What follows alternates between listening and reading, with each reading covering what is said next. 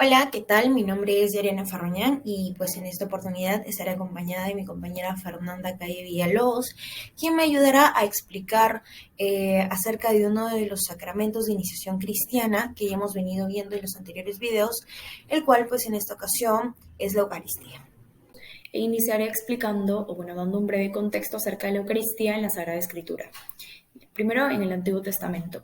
Aquí la Eucaristía encuentra su raíz más profunda en la Pascua, ¿no? La Pascua vendría a ser el banquete anual que el pueblo judío celebraba en conmemoración de la liberación de Egipto, la cual comenzó con el paso de Yahvé por encima de las casas de los israelitas, al tiempo que castigaba a los primogénitos de los egipcios, ¿no? Esto está relatado en Éxodo capítulo 12, versículos del 1 al 14. Bueno, este es el inicio del Éxodo, pero también abarca la noche de la celebración, el paso del Mar Rojo y la alianza en el desierto. El Éxodo vendría a ser el Evangelio del Antiguo Testamento, ¿no? La buena noticia de un Dios que ha salvado a su pueblo y lo seguirá salvando en el futuro. Otro punto a tratar es el memorial. El memorial es un concepto fundamental en toda la vida de Israel y en particular en la celebración de la Pascua, ¿no? Este tiene como finalidad recordar las hazañas que Dios hizo en el pasado y ponerlas así ante los ojos de él mismo, ¿no? De Dios, de modo que él recuerde la salvación concedida a Israel. Es decir, el memorial era, digamos, una lectura del pasado salvífico realizado por Dios en favor de su pueblo, ¿no? Por lo cual el pueblo le alababa al tiempo que sentía como, digamos, actual, ¿no? La presencia salvadora de Dios, en lo cual era siempre fiel. Otro punto es la evolución de la fiesta, ¿no? El mismo libro del Éxodo, capítulo 12, versículo del 42 al 49, introduce la obligación de no romper los huesos de cordero, así como la necesidad de pertenecer al pueblo de Dios para participar en la cena pascual. Y bueno, Deuteronomio, capítulo 16, versículo del 1 al 8, introduce también otras particularidades, ¿no? Entre las que resalta el hacer que la fiesta, ¿no? Sea una fiesta de peregrinación, puesto que manda acudir a Jerusalén e inmolar el cordero. Ello era consecuencia de la centralización del culto, ¿no? Antes la fiesta de Pascua era una fiesta de familia que se celebraba en cada domicilio particular, ¿no? Por lo cual ahora este se convierte en una auténtica fiesta de peregrinación a Jerusalén. Bien. La sangre de la alianza. Bien, Dios, que había liberado al pueblo de Israel sacándolo de Egipto, lo conduce al desierto donde tiene lugar la alianza que establece con él. Así como el Éxodo ha sido el acontecimiento determinante de la historia de Israel, de esta misma manera la alianza va a ser la institución fundamental que regula las relaciones entre Dios y su pueblo. Es decir, ¿no? La alianza contraída por Dios con su pueblo en el desierto emplea la sangre con el significado de vida que tenía entre los hebreos. Y esto viene a significar la comunión de vida que de ahora en adelante existirá entre Dios y su pueblo. También el sacrificio en Israel. Bien, este sacrificio ocupa un puesto central en el culto israelita, ¿no? Como en casi todas las religiones antiguas. Particularmente el sacrificio que tiene lugar en la fiesta judía del llamado Yom Kippur, que es imprescindible para comprender la carta a los hebreos. Bueno, este presenta el sacrificio de Cristo como único y definitivo sacrificio de expiación por los pecados, el cual es realizado con su propia sangre, con la cual entró en el santuario celeste de una vez por todas. Bueno, este es definido como una acción ritual, ¿no? De carácter ordinario, mediante la cual el hombre trata de entrar en contacto, en comunión con la divinidad, ¿no? Para rendirle homenaje, hacerle propicia, satisfacerle o para protegerse de su propia cólera y descartar influencias peligrosas o nocivas, ¿no? Aquí se encuentran dos tipos de sacrificios, los cruentos, que están los holocaustos, los sacrificios pacíficos o comunión, ¿no? Y los sacrificios de expiación. Y también están los sacrificios incruentos, que esos sacrificios son ofrecidos ordinariamente como complemento de los sacrificios cruentos. También están las profecías de la Eucaristía, ¿no? En especial la de Malaquías. El libro de Malaquías contiene una profecía referente a la población pura sacrificada en todo lugar, en la cual la tradición patrístico-teológica, incluso el Concilio de Trento, ha visto una clara prefiguración de la Eucaristía, ¿no? Malaquías surge en una época de relajación religiosa, bueno, donde el culto en el templo se realizaba con tanta negligencia que Malaquías condena a los sacerdotes y a todo su servicio, al mismo tiempo que ven el horizonte de la esperanza de la era mesiánica. ¿no? Bueno, comienza exponiendo la predilección divina por Israel para pasar a la recriminación de los pecados de los sacerdotes, ¿no? Los cuales despreciaban el nombre de Yahvé y ofrecen pan inmundo, ¿no? Donde las víctimas también viciadas e imperfectas para los sacrificios, ¿no? Con tales dones no se puede agradar a Yahvé, es lo que decían ellos. También están los tipos de la Eucaristía. Encontramos primero el sacrificio de Abel, que eso es evocado por la carta a los Hebreos, capítulo 11, versículo 4, donde es presentado como un modelo de fe en virtud de la cual sus sacrificios fueron aceptados por Dios. También está el sacrificio de Abraham, que es evocado por San Pablo y por San Juan, el cual se trata de la misma actitud de Abraham que entrega a su hijo único a quien amaba la muerte. Y sacrificio de Melquisedec, que bueno, es evocado por la carta a los Hebreos, capítulo 5, versículos 6 al 10, donde ve en Melquisedec un tipo de Cristo. También el Cordero Pascual, que es evocado por San Juan, donde la Iglesia y toda la tradición han visto en Cristo el nuevo Cordero Pascual que libera con su sangre a todos los hombres de la esclavitud del pecado y de la muerte eterna, ¿no? Y por último está el maná, que es evocado por San Juan, donde Jesús se proclama el pan de vida bajado del cielo. Bien, ahora en el Nuevo Testamento encontramos a la institución de la Eucaristía. En el contexto de la Pascua, los sinópticos, con sus expresiones como preparar la Pascua, hacer la Pascua, comer la Pascua, están haciendo referencia al Cordero Pascual. Con respecto al rito de la celebración pascual, bueno, esto se da de la siguiente manera, ¿no? El padre de familia iniciaba la celebración con la bendición a Yahvé por la fiesta de Pascua y por el vino, ¿no? Que este se tomaba en una primera copa a modo de aperitivo. Esta era la bendición, ¿no? Bendito eres tú, Señor Dios nuestro, Rey del mundo, creador del fruto de la vid. Después de purificar las manos, extraían las lechugas amargas, la salsa o las mermeladas de frutas de color rojo, ¿no? Se mezclaban también con las lechugas, ¿no? Con la salsa y se comía una parte. Se llenaba una segunda copa y se presentaba, pero todavía no se consumía. A continuación venía propiamente la liturgia pascual, ¿no? De nuevo se lavaban las manos, se comía entonces el cordero con el pan ácimo y se llenaba de nuevo la copa, ¿no? Llamada copa de bendición. ¿Y por qué? Porque, bueno, de este modo el padre recitaba la bendición sobre ella, ¿no? Y todos bebían de esa tercera copa. Y con esto se llega hacia la cuarta copa, en la cual se recita la segunda parte del Jael. Y bueno, se bebe esta copa y con ello se señala el final de esta celebración, ¿no? Luego sigue la Eucaristía en los Hechos de los Apóstoles, ¿no? Hechos de los Apóstoles, capítulo 2, versículo 42-47, manifiesta que la Eucaristía es el fin de un proceso que comienza con la conversión y el bautismo. Primero está la doctrina, o también llamada didaje, ¿no? Se trata de la instrucción a los recién convertidos en la que les explicaba, ¿no? La Sagrada Escritura a la luz del hecho cristiano. También está la comunión, también llamada koinonía, la cual implicaba la solidaridad no solo espiritual, sino también material. Bueno, esto significa al mismo tiempo una comunión en el espíritu y en la fe, en el cuerpo y en la sangre de Cristo y en el socorro a los pobres. También se da la fracción del pan, ¿no? Esta es la primera manera con la que se refirieron a la Eucaristía. Y luego se da la oración.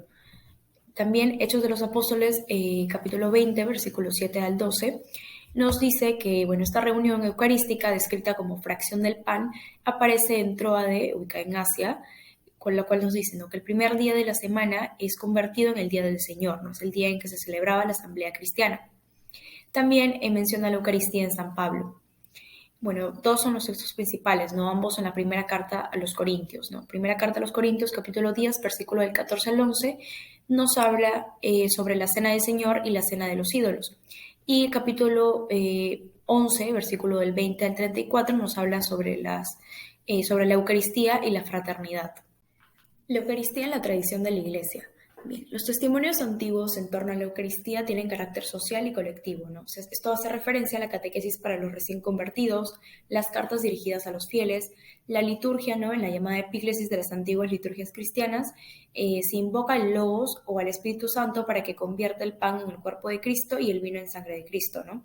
También están las inscripciones funerarias, las pinturas en las catacumbas, la defensa ante las herejías. Y está el Fidex Simplex, que bueno, admite universalmente que después de la consagración el pan y el vino son el cuerpo y la sangre de Cristo. También nos habla acerca de la la fracción del pan, ¿no? El cual es un sintagma técnico para designar la Eucaristía, el cual, bueno, pasó junto con el bautismo a ser el rito característico de los primeros cristianos. Ellos creían que el pan consagrado era el cuerpo de Cristo. Y bueno, los apóstoles y sus sucesores presentaban a los fieles el pan consagrado diciendo Corpus Christi y los fieles respondían amén.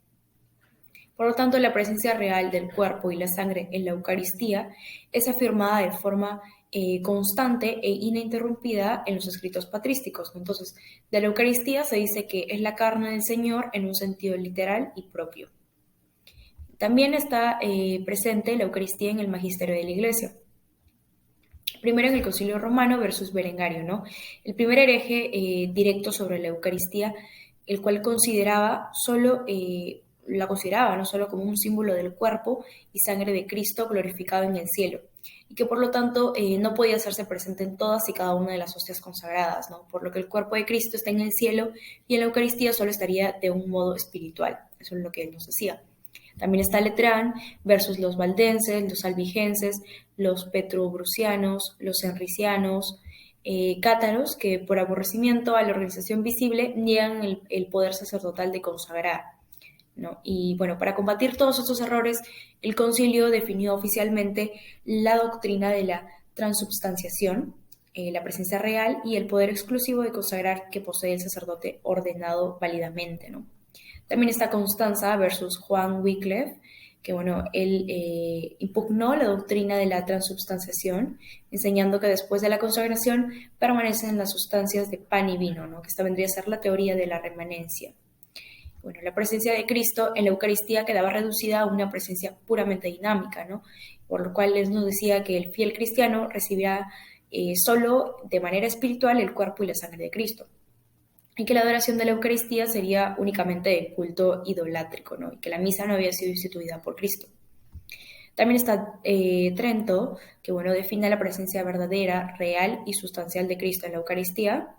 Y por último está el Catecismo de la Iglesia Católica, que nos habla sobre Trento y nos dice que Cristo está presente en la Eucaristía tanto en el ministro, actuando in persona Christi, en las especies y en la palabra. Y también Mysterium Fidei, que bueno, habla de una presencia por excelencia, porque Cristo en su totalidad está allí sustancialmente. Por último está la naturaleza y la excelencia de la Eucaristía. La Eucaristía es fuente y cima de toda la vida cristiana. La Eucaristía significa y realiza la comunión de vida con Dios y la unidad del pueblo de Dios por la que la Iglesia es ella misma. Bueno, en ella se encuentra a la vez la cumbre de la acción por la que en Cristo Dios santifica al mundo y del culto que en el Espíritu Santo los hombres dan a Cristo y por él al Padre. Uno de los nombres que recibió este sacramento es Eucaristía, ¿no? Porque es acción de gracia a Dios, banquete del Señor, fracción del pan, memorial de la pasión y de la resurrección del Señor, la asamblea eucarística, santa y divina liturgia, porque toda la liturgia de la Iglesia encuentra su centro y su expresión más densa en la celebración de este sacramento, santo sacrificio, comunión y santa misa. ¿Por qué? Porque la liturgia en la que se realiza el misterio de salvación se termina con el envío de los fieles, a fin de que cumplan la voluntad de Dios en su vida cotidiana. Bien, ahora vamos a pasar a hablar acerca de la presencia real de Jesucristo en la Eucaristía. En primer lugar, vamos a hablar sobre la presencia real en los padres, ¿no? Cómo estos opinaban que la Eucaristía presentaba o no presentaba realmente a Jesucristo. Bueno, debemos tener en cuenta que el misterio eucarístico está básicamente descrito en la Biblia, pero debido a la complejidad de ello, la Iglesia misma no podía sospechar en un principio que en un poco de pan y de vino se hallase concentrado todo el misterio redentor de Cristo. Lo tuvo que ir descubriendo lentamente bajo la iluminación del Espíritu Santo. Ahora, San Juan Crisóstomo va a afirmar lo siguiente, ¿no? Él va a decir: inclinémonos ante Dios y no le contradigamos aun cuando lo que Él dice pueda parecer contrario a nuestra inteligencia. Observemos esta misma conducta respecto del misterio eucarístico, no considerando solamente lo que cae bajo los sentidos, sino atendiendo a sus palabras, porque su palabra no puede engañar. Ahora, respecto a la presencia real en la preescolástica, va aquí a aparecer una teoría o una concepción por parte de Amalario de Metz, quien va a hablar del cuerpo triforme de Cristo a propósito de las tres partes en que queda dividida la hostia en el rito de la misa, que es la parte que se echa en el cáliz, la que comulga el sacerdote y la que queda en el altar, pues para llevar a los enfermos. Bien, aquí también van a surgir la primera y la segunda controversia. La primera controversia, la cual se va a dar en el siglo IX con respecto pues a la Eucaristía, en donde Abad de Corbie va a preguntarse, ¿no? Si en la Eucaristía se encuentra la verdadera carne de Cristo, es decir, la que nació de María, padeció en la cruz y resucitó.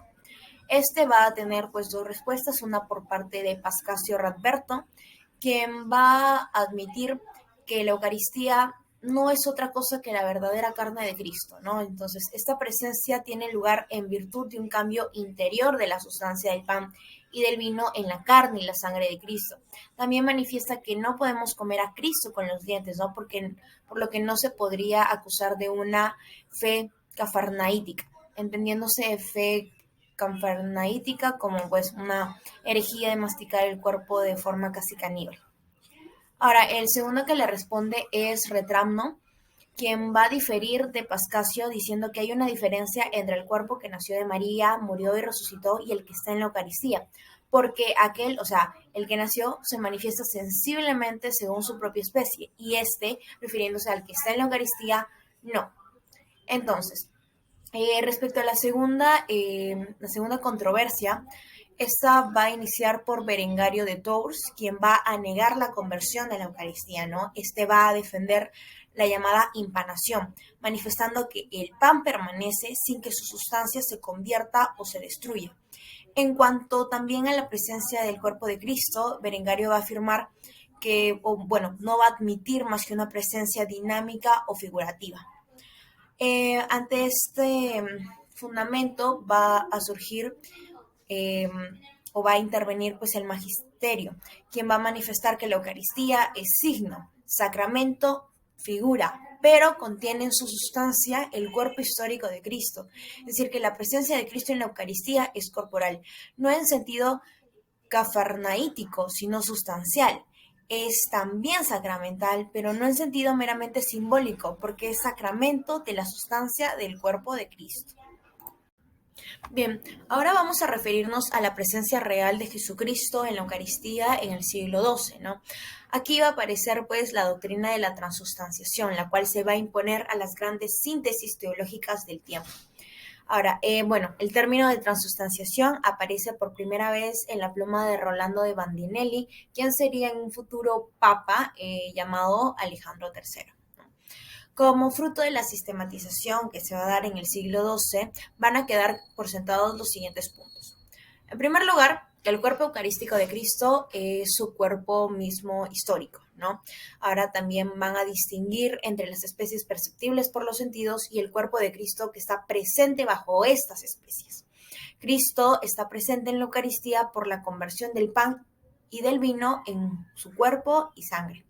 Esta conversión se va a llamar la transustanciación, la cual pues es el paso de la sustancia del pan a la sustancia del cuerpo y la sustancia del vino a la sustancia de la sangre de Cristo. Ahora, pues también la presencia de Cristo va a ser al mismo tiempo corporal, no en un sentido cafarnaítico. También va a ser sacramental, no en el sentido meramente simbólico, ¿no? Va a mencionar también que Cristo va a estar presente bajo las especies y por tanto debe ser adorado. También respecto a su presencia real en el siglo XIII, va a dar una opinión en el Concilio Lateranense de IV, diciendo que es la primera vez que el magisterio asume el término de la transustanciación. Y va a hacer una gran síntesis el personaje llamado Santo Tomás de Aquino, ¿no? Ahora, va a hacerse determinadas preguntas como para ya sintetizar lo que se había recogido hasta ahora respecto a la Eucaristía. En primer lugar, preguntándonos, ¿es el mismo Jesús de Nazaret el que está en la Eucaristía? Bueno, Cristo está en la Eucaristía en la realidad profunda de su ser, sin las apariencias o accidentes de su cuerpo y de su sangre, y así se encuentra circunscrito en las especies de pan y de vino, como pues el alma está circunscrita por las dimensiones del cuerpo. Pero ¿cómo se va a hacer presente? Bueno, se va a hacer presente por el cambio de la sustancia de pan y vino en la sustancia del cuerpo y de la sangre de Cristo, permaneciendo solo los accidentes de pan y de vino. Es decir, permanecen los accidentes, pero va a cambiar la sustancia. ¿Cómo es que se hace presente el alma y la divinidad? Bueno, la sustancia del cuerpo y de la sangre de Cristo se hacen presentes verboburum de la consagración, ¿no? Que convierte la sustancia de pan y vino en la sustancia del cuerpo y sangre de Cristo. Bueno, nos preguntamos también qué ocurre con los accidentes del pan y el vino. Estos pues se van a mantener, ¿no? Sin sujeto de sustentación por la omnipotencia divina. La sustancia del cuerpo y la sangre de Cristo no sostienen a los accidentes, aunque tienen una relación con todas las dimensiones físicas del pan y del vino que están convertidos. Con lo referente ahora a la fiesta del Corpus Christi, esta se va a instaurar en el año de 1262 como consecuencia del florecimiento del pensamiento eucarístico del siglo XIII. Y bueno, surge también en este tiempo la costumbre de la procesión eucarística y en el siglo XIV comenzará también la práctica de la exposición sacramental. Nacen en esta época los himnos a la Eucaristía que tanto habrán de fomentar la devoción popular. Respecto al Concilio de León, que se realizó en el año de 1274, va a referir a la transustanciación y van a decir que en este sacramento, es decir, en la Eucaristía, el pan se transustancia verdaderamente en el cuerpo y el vino en la sangre de nuestro Señor Jesucristo. Bien, en cuanto a los pensamientos de los protestantes, vamos a considerar lo que profesaba Lutero, Zwinglio y Calvino. En primer lugar, Lutero va a negar la transustanciación y va a defender la permanencia de la sustancia del pan y del vino después de la consagración junto con el cuerpo y la sangre de Cristo. Es decir, Lutero va a profesar una consustanciación. Para Zwinglio, la Eucaristía viene a ser un signo vacío, sin contenido real, que da la gracia en cuanto estimula la fe, pero no es otra cosa que una mera nutrición espiritual del alma. Y por último, para Calvino, la Eucaristía viene a representar como que una vía media entre Lutero y Zwinglio, ¿no? Entonces, para él, Cristo está presente localmente en el cielo, va a gobernar el cielo y la tierra, pero se va a presentar virtualmente en la Eucaristía. Podríamos resumir diciendo que, según Lutero, la Eucaristía, o sea, el cuerpo de Cristo está en la Eucaristía. Para Zwinglio, la Eucaristía significa el cuerpo de Cristo y para Calvino, Cristo actuaría en la Eucaristía. Respecto a lo dicho en la Reforma Protestante, el Concilio de Trento va a destacar 4 puntos fundamentales. Que en la Eucaristía sí existe una presencia real del cuerpo y de la sangre de Cristo, así como de toda la persona. Segundo, que en la Eucaristía se da una presencia de Cristo entero en cada una de las especies y partes y no solo durante el uso. También va a reafirmar lo dicho por la transustanciación, ¿no? Y que eso va directamente contra Lutero. En la cuarta, afirma una adoración y una reserva y va a definir la legitimidad de la adoración y de las procesiones.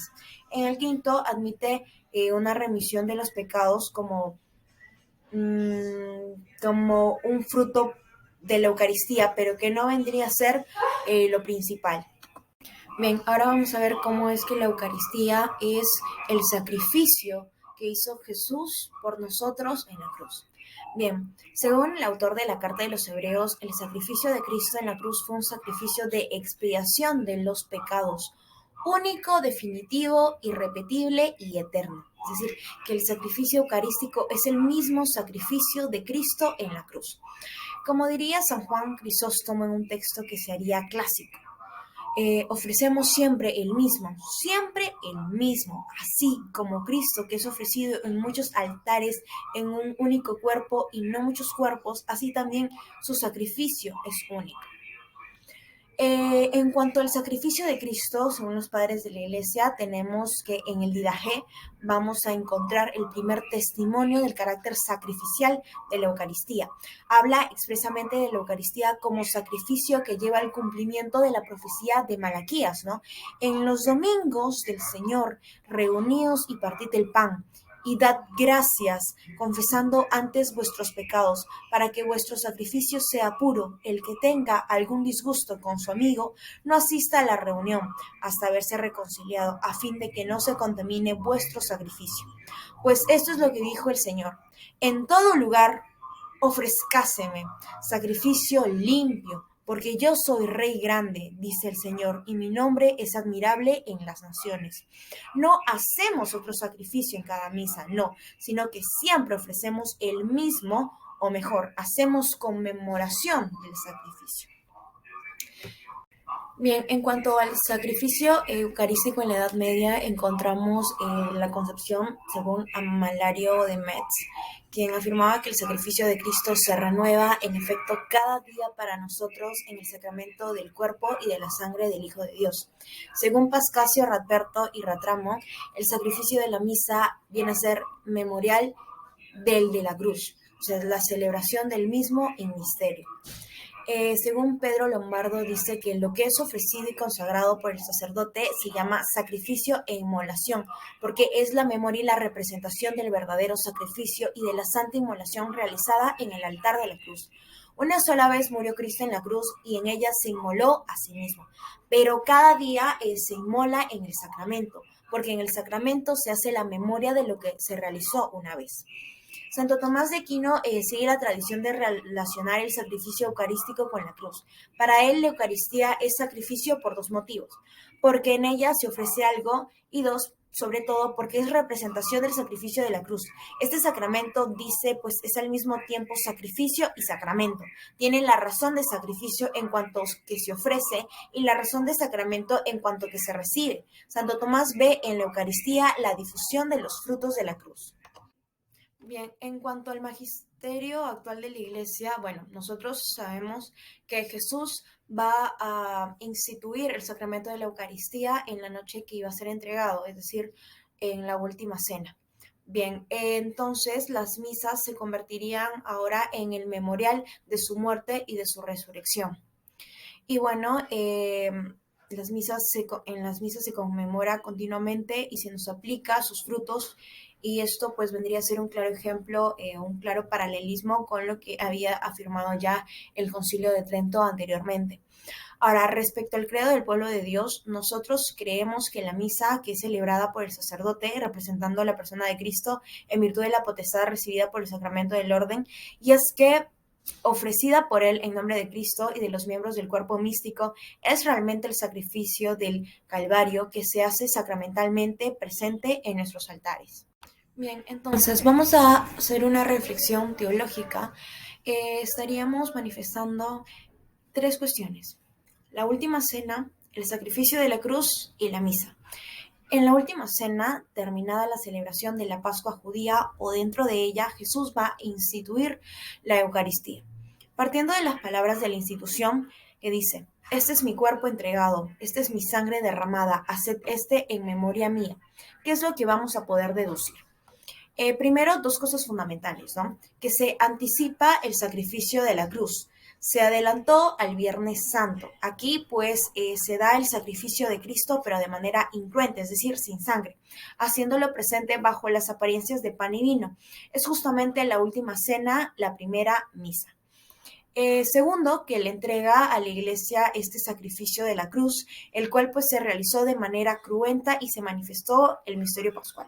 Entonces, se ofrece a la Iglesia este sacrificio en la persona de los apóstoles para que lo sigan ofreciendo en esta forma hasta el final de los tiempos. En cada misa se da el sacrificio de Cristo, pero de manera incruenta. Se va a conmemorar el sacrificio de Cristo en la cruz, pero de manera sacramental.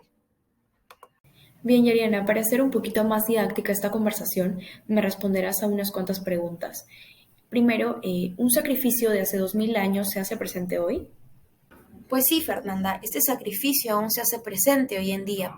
¿Y de qué manera ocurre esta presencia, no? Bueno, cuando el sacerdote consagra el pan y el vino, se hace presente en la celebración la víctima, que vendría a ser Jesucristo, y el sacerdote, que también es Jesucristo y que se ofreció en la cruz bajo las especies eucarísticas, ¿no? Pan y vino. tal como se ofreció en la última cena y que como víctima gloriosa perdura eternamente en el cielo.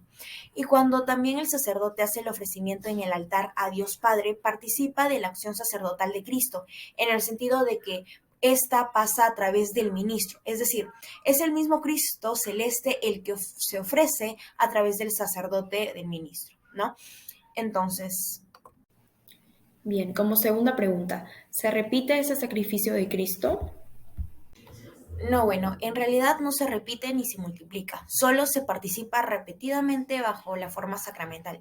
Es decir, la Eucaristía es la actualización del mismo sacrificio de la cruz, tal como perdura en el cielo en la forma en que Jesús lo celebró en la última cena. Bien, como tercera pregunta, ¿fue sacrificio toda la vida de Cristo? Bien, la misma carta de los Hebreos presenta a Cristo ofreciéndose como sacrificio desde el mismo momento de la encarnación. Toda la existencia terrena de Jesús fue un continuo ofrecimiento al Padre. Sin embargo, es en la cruz donde resalta más ese ofrecimiento de amor y donde con su sangre selló el sacrificio de la nueva y definitiva alianza. En la cruz, además, se da una inmolación cruenta, sacrificio con sangre. El Padre responde al sacrificio de Cristo en la cruz, resucitándolo y manifestando así su aceptación. A la muerte y resurrección de Jesucristo se le llama el misterio pascual. Como cuarta pregunta, ¿la presencia de Jesús en el sagrario actualiza su sacrificio? No, Fernanda, la sola presencia de Cristo en el sagrario no actualiza el sacrificio de Cristo. Para la actualización sacramental del eterno sacrificio de Cristo se requiere no solo la presencia de la víctima, sino la mediación sacerdotal del ministro a través de la cual obra Cristo como oferente.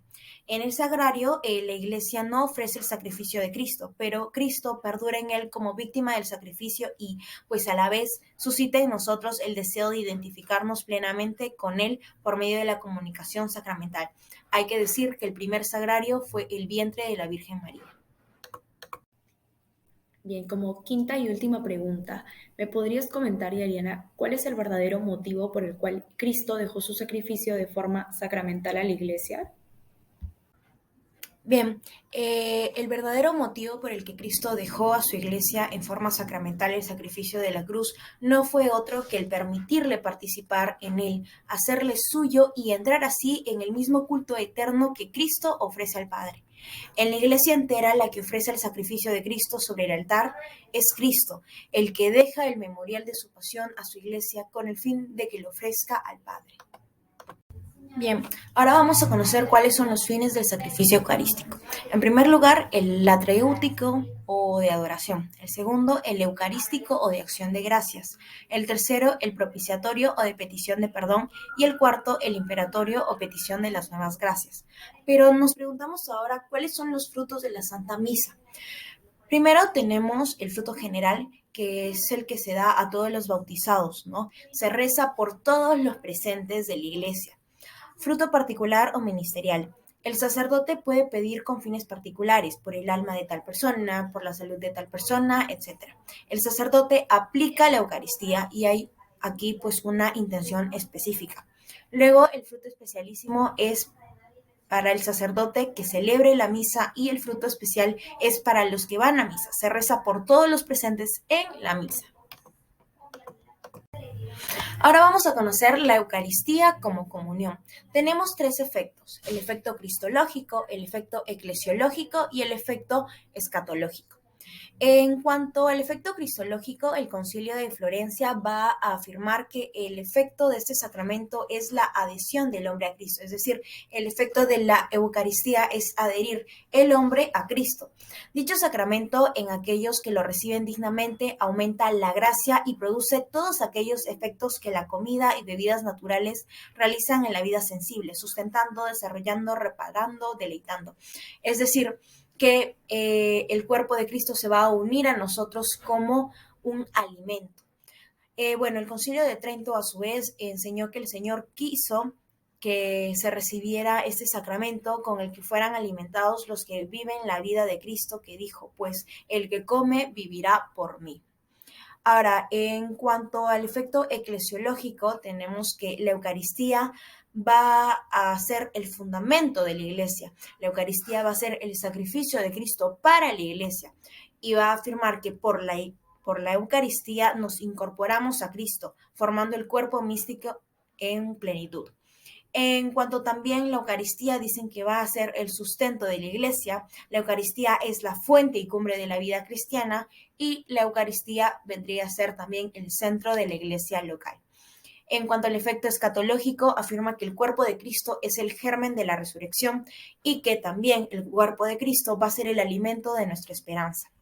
Por último, aparece el culto de adoración. Ha sido también una constante en la iglesia la práctica de adorar a Cristo presente en el tabernáculo. Esta adoración es consecuencia ineludible de su presencia real. Es un deber y obligación de la iglesia y de cada cristiano que quiere agradecer la condescendencia de Dios al estar presente entre nosotros. San Agustín expresa que este sentimiento cuando dice que no solamente no pecamos adorando la carne que Cristo nos da de comer, sino que pecamos no adorando. Ahora hablemos de la noción. La Eucaristía es el sacramento por el cual, bajo las especies de pan y vino, Jesucristo se halla verdadera, real y sustancialmente presente, con su cuerpo, sangre, alma y divinidad. Santo Tomás de Aquino señala que la Eucaristía es el sacramento por autonomacia, ¿no? Argumentando las siguientes razones. La primera, por su contenido, que no se nos otorga la gracia, sino el autor y fuente de la misma. Por la subordinación, que los restantes, o sea, los otros sacramentos, están ordenados a preparar el alma, ¿no?, para recibir la Eucaristía. Y por el rito de los otros sacramentos, que la mayor parte de las veces no se complementan con la Eucaristía. Se puede decir lo siguiente, ¿no? La materia para la confección, ¿no?, de este sacramento es el pan de trigo y el vino de la vid, ¿no?, lo cual está inscrito en el Concilio de Trento. Para la validez de este sacramento se precisa, ¿no?, que el pan sea exclusivamente de trigo, sea amasado con harina de trigo y agua natural y sea cocido al fuego. Para la licitud del sacramento se requiere, ¿no?, que el pan sea ácimo y que al vino se le añadan unas gotas de agua. Con respecto a la forma, bueno, estas vendrían a ser las palabras con las que Cristo instituyó este sacramento, ¿no? Él dijo, esto es mi cuerpo, esta es mi sangre. Ministro y sujeto. Con respecto al ministro, el Catecismo de la Iglesia Católica nos dice que solo el sacerdote válidamente ordenado es ministro capaz de confeccionar el sacramento de la Eucaristía, actuando en la persona de Cristo. Y con respecto al sujeto de la recepción eucarística, el Concilio de Trento nos dice que todo bautizado es sujeto capaz de recibir válidamente la Eucaristía, aunque se trate de un niño. Para la recepción lícita o fructuosa del sacramento se requiere el estado de gracia y saber a quién se recibe, ¿no?, la intención recta y el ayuno eucarístico. Bien, ¿cuál es la necesidad y la obligación de recibir este sacramento? Bien, la Eucaristía lo es todo. Es la prolongación sacramental de la Encarnación, es la actualización del sacrificio redentor de Cristo, la fuente y alimento del cuerpo místico, prenda de la vida futura, ¿no? O sea, por lo que todo el misterio cristiano está concentrado en ella y es por eso que es tan necesaria para nosotros los cristianos, ¿no? Así lo manifestó Jesús en el discurso de Cafarnaúm, ¿no?, cuando nos dice, en verdad os digo, si no coméis la carne del Hijo del Hombre y no bebéis su sangre, no tendréis vida en vosotros. También San Cipriano es testigo de esta necesidad de la Eucaristía para el cristiano, ¿no? Él nos dice, rezamos todos los días para obtener este pan y recibimos cada día la Eucaristía como alimento de nuestra salvación. No queremos que nos obliguen a abstenernos de la comunión. Por lo tanto, la Iglesia ordena en su tercer mandamiento que al menos una vez al año y por Pascua de la Resurrección, todo cristiano con uso de razón debe recibir la Eucaristía. También existe una obligación de comulgar cuando se está en peligro de muerte, ¿no? En este caso, la comunión se recibe a modo de viático, lo cual significa la preparación para el viaje de la vida eterna. Bien, ahora hablemos de los efectos de la Eucaristía. Primero está el aumento de gracia santificante, lo cual hace referencia a la unión íntima del alma con Cristo y a la transformación del alma en Cristo. También está la producción de gracia sacramental, lo cual es una gracia nutritiva. También el perdón de pecados veniales, lo cual aleja la debilidad espiritual. Y por último, la prenda de vida eterna, que hace referencia a la bienaventuranza celestial y al anticipo de resurrección corporal. Frecuente y diaria. Bien, es muy bueno comulgar lo más a menudo posible, siempre y cuando se haga con las debidas disposiciones, ¿no? ¿Por qué? Porque comulgar es el acto más sublime de nuestra vida, porque la comunión nos hace uno mismo con Jesucristo. Siendo Dios infinitamente sabio, rico, bueno y poderoso, no pudo darnos regalo más grande que la Sagrada Eucaristía. Por lo tanto, Jesús manifestó el amor infinito que nos tenía, dándose a sí mismo para alimento de nuestra alma. Bueno, por ese motivo, ¿no? Él desea que nos acerquemos a menudo a la Sagrada Eucaristía, ¿no? Por esto la instituyó bajo las apariencias del pan y del vino, para indicarnos que siendo este el alimento más usado para la conservación de la vida corporal, así debe serlo la Sagrada Comunión para la conservación de la vida espiritual, ¿no? Eso es lo que nos decía. Y bueno, dentro de las principales ventajas de la comunión frecuente está en primer lugar asegurar la salvación de su alma, ¿no? O sea, es decir, quien comulga con frecuencia vive habitualmente en gracia de Dios, pues difícilmente comete pecado mortal y si alguna vez tiene alguna, digamos, la desgracia de cometerlo, ¿no? Se reconcilia pronto con Dios. También está el ganar grandes premios para el cielo. Dios concede la vida presente para que ganemos méritos y premios para la eternidad. También está el satisfacer del todo o en parte, ¿no? Por las penas temporales debidas por los pecados y aliviar mucho las benditas ánimas del purgatorio.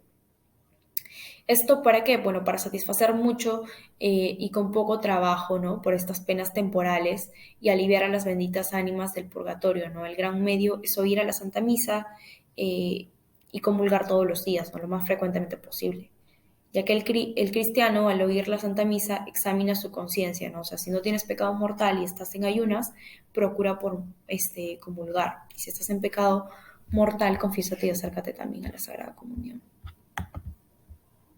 Partes de la misa. Bueno, primero están los ritos iniciales. Primero la entrada, que bueno, es la entrada del sacerdote, los gestos del sacerdote, ¿no? La genuflexión y el beso al altar. La misa se celebra en un altar, ¿no? Presidido por un crucifijo, que es imprescindible, y la inclinación del sacerdote vendría a ser el primer acto de adoración y reverencia. Luego sigue el rito introductorio. Aquí se hace la señal de la cruz, lo cual indica nuestra fe en la Trinidad. El sacerdote abre los brazos en señal de saludo y las frases que pronuncia significan la unión entre el sacerdote y el pueblo, ¿no? Cuando él dice el Señor y con tu espíritu, ¿no?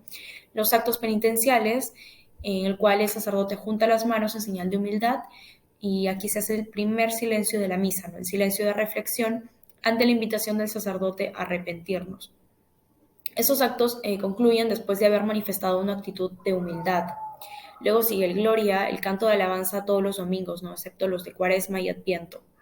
Y por último está la oración colecta, que es una petición a Dios, que antes de rezarla se hace el segundo silencio. Esta también vendría a ser la oración principal de la misa y dirigida al Padre. Y esta finaliza con una invocación a la Santísima Trinidad, ¿no? Y esta vendría a ser ya el fin del rito inicial, ¿no? ¿No? Esta se lleva a cabo en el ambón. En la misa diaria hay una sola lectura, pero los domingos y los días de fiestas hay dos lecturas, ¿no? En la cual la primera generalmente es tomada del Antiguo Testamento y la segunda es tomada generalmente de los Hechos de los Apóstoles o de las cartas, ¿no? Y bueno, es tomada del Nuevo Testamento. Entre la primera y la segunda se recita el Salmo responsorial, que bueno, viene a ser parte de canto y parte de meditación. Y en esta parte los fieles permanecen sentados con una actitud de atención para que la palabra los alimente y fortalezca, ¿no? Dios habla y hay que escuchar con total veneración, ¿no? Específicamente en este momento. Luego sigue el aleluya, el canto de alegría, ¿no? Preparación para el evangelio, y hay cierto movimiento en el altar, puesto que el sacerdote va al ambón. Seguido está el evangelio.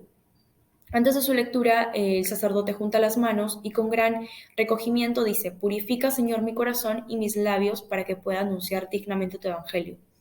Bien, hay que resaltar, ¿no?, que puede ser tomado de cualquiera de los 4 evangelios y este debe ser escuchado con atención y con las debidas disposiciones, ¿no? La humildad, atención y piedad, para que de esta manera se deposite en el interior de cada fiel una nueva semilla, ¿no? Ya que sin importar cuántas veces se haya escuchado el mismo evangelio, siempre habrá algo nuevo que rescatar.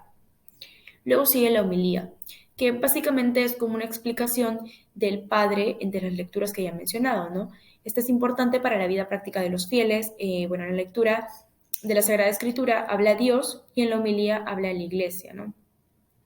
Hay que escuchar la homilía con una actitud activa, ¿no? Ya que si no hay homilía, igual debe haber un silencio meditativo después del Evangelio. Bueno, el credo vendría a ser nuestra profesión de fe. Y este solo se reza en domingos y días festivos, ¿no? La oración también es de los fieles, en los cuales todas estas oraciones son de petición y bueno, su finalidad no vendría a ser pedir a Dios por las necesidades generales de la iglesia, ¿no? Por último está la liturgia eucarística, ¿no? Aquí se da la preparación de las ofrendas, ¿no? Los fieles las llevan al altar, que los cuales son el vino y el pan, se recoge también la limosna, el sacerdote prepara el altar, también se da el lavatorio de manos, ¿no? Por el sacerdote, el cual expresa su deseo de purificación y de limpieza interior, y también se hace una oración sobre las ofrendas, ¿no? En el cual el sacerdote abre los brazos. También se da la plegaria eucarística, en la cual sus principales elementos son la acción de gracias, que se expresa sobre todo en el prefacio, el santo, que se canta o recita en las alabanzas de Dios, también la epíclesis, que bueno, con ella la iglesia, ¿no? Por medio de determinadas invocaciones, implora el poder divino para que los dones que han presentado los hombres queden consagradas. También la narración de la institución y la consagración, en la cual, ¿no? Con las palabras y gestos de Cristo se realiza el sacrificio que él mismo instituyó en la última cena. También la anamnesis, que bueno, digamos que se realiza, ¿no? Para recordar la conmemoración del misterio pascual. También se da la oblación, en la cual la asamblea ofrece al Padre la víctima inmaculada y con ella se ofrece cada uno de los participantes, ¿no? También las intercesiones, que bueno, con ellas se da a entender que la Eucaristía se celebra en comunión con toda la Iglesia. Y por último, la doxología final, que bueno, en ella se expresa la glorificación de Dios y se concluye y se confirma con el amén del pueblo. También está el rito de la comunión, en el cual primero se da la oración dominical, el rito de la paz, el gesto de la fracción de pan, que también fue realizado por Cristo en la última cena, también la inmixción mezcla, ¿no? En donde el celebrante, por es decir, el sacerdote, deja caer una parte del pan consagrado en el cáliz. También, mientras se hace la fracción del pan y la inmixción, se canta el Cordero de Dios. Después se da la preparación privada, ¿no? Del sacerdote. Luego el sacerdote muestra a los fieles el pan eucarístico y bueno, ahí luego se da la participación, ¿no? De los fieles a la recepción de la Eucaristía. Y bueno, mientras el sacerdote y los fieles reciben el sacramento, tiene lugar el canto de comunión. Y bueno, terminada la distribución de la comunión, el sacerdote y los fieles pueden orar un rato recogidos. Y por último se da la oración, ¿no? Después de la comunión, por el cual el sacerdote ruega para que se obtengan los frutos del misterio celebrado. Y el pueblo hace suya esta oración con la aclamación del amén. Por último está el rito de conclusión, en el cual bueno, se da un saludo o una bendición, digamos, sacerdotal, ¿no? Y la despedida, con la cual se disuelve ya toda la asamblea.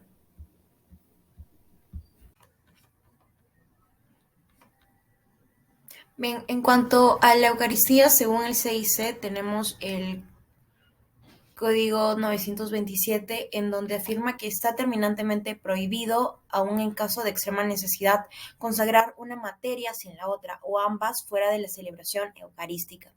También, según el Canon 919, en el inciso 1, quien vaya a recibir la Santísima Eucaristía ha de abstenerse de tomar cualquier alimento y bebida al menos desde una hora antes de la Sagrada Comunión, a excepción solo del agua y de las medicinas. Aquí nos dice que se debe comer una hora antes de la comunión, no una hora antes de la misa.